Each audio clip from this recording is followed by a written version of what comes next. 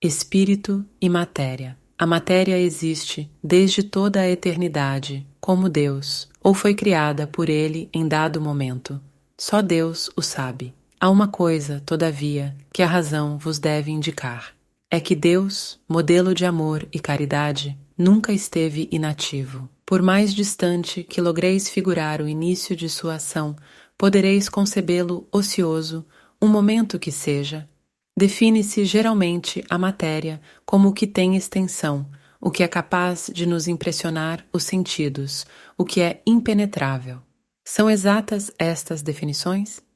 Do vosso ponto de vista, elas o são, porque não falais senão do que conheceis. Mas a matéria existe em estados que ignorais. Pode ser, por exemplo, tão etérea e sutil que nenhuma impressão vos cause AOS sentidos. Contudo, é sempre matéria. Para vós, porém, não o seria. Que definição podeis dar da matéria? A matéria é o laço que prende o espírito. É o instrumento de que este se serve e sobre o qual, ao mesmo tempo, exerce sua ação. Deste ponto de vista, pode-se dizer que a matéria é o agente, o intermediário com o auxílio do qual e sobre o qual atua o espírito. Que é o espírito? O princípio inteligente do universo. Qual a natureza íntima do espírito? Não é fácil analisar o espírito com a vossa linguagem. Para vós, ele nada é, por não ser palpável. Para nós, entretanto, é alguma coisa. Ficai sabendo, coisa nenhuma é o nada e o nada não existe. É o espírito sinônimo de inteligência? A inteligência é um atributo essencial do espírito. Uma e outro, porém, se confundem num princípio comum, de sorte que, para vós, são a mesma coisa. O espírito independe da matéria ou é apenas uma propriedade desta, como as cores o são da luz e o som o é do ar? São distintos uma do outro, mas a união do espírito e da matéria é necessária para intelectualizar a matéria. Essa união é igualmente necessária para a manifestação do espírito? Entendemos aqui por espírito o princípio da inteligência, abstração feita das individualidades que por esse nome se designam. É necessária a vós outros, porque não tendes organização apta a perceber o espírito sem a matéria. A isto não são apropriados os vossos sentidos. Poder-se-á conceber o espírito sem a matéria e a matéria sem o espírito? Pode-se, é fora de dúvida, pelo pensamento. Há então dois elementos gerais do universo: a matéria e o espírito. Sim, e acima de tudo, Deus, o Criador, o Pai de todas as coisas. Deus, espírito e matéria constituem o princípio de tudo o que existe, a Trindade universal. Mas ao elemento material se tem que juntar o fluido universal, que desempenha o papel de intermediário entre o espírito e a matéria propriamente dita, por demais grosseira, para que o espírito possa exercer ação sobre ela.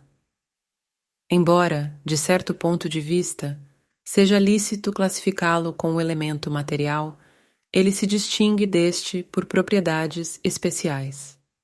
Se o fluido universal fosse positivamente matéria, razão não haveria para que também o espírito não o fosse. Está colocado entre o espírito e a matéria. É fluido como a matéria é matéria, e suscetível pelas suas inumeráveis combinações com esta e sob a ação do espírito, de produzir a infinita variedade das coisas de que apenas conheceis uma parte mínima. Esse fluido universal, ou primitivo, ou elementar, sendo o agente de que o espírito se utiliza, é o princípio sem o qual a matéria estaria em perpétuo estado de divisão e nunca adquiriria as qualidades que a gravidade lhe dá. Esse fluido será o que designamos pelo nome de eletricidade? Dissemos que ele é suscetível de inúmeras combinações. O que chamais fluido elétrico, fluido magnético, são modificações do fluido universal, que não é, propriamente falando, senão matéria mais perfeita, mais sutil e que se pode considerar independente. Pois que o espírito é, em si, alguma coisa, não seria mais exato e menos sujeito à confusão dar AOS dois elementos gerais, as designações de matéria inerte e matéria inteligente. As palavras pouco nos importam.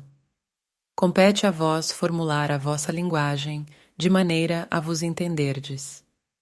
As vossas controvérsias provêm, quase sempre, de não vos entenderdes acerca dos termos que empregais, por ser incompleta a vossa linguagem para exprimir o que não vos fere os sentidos.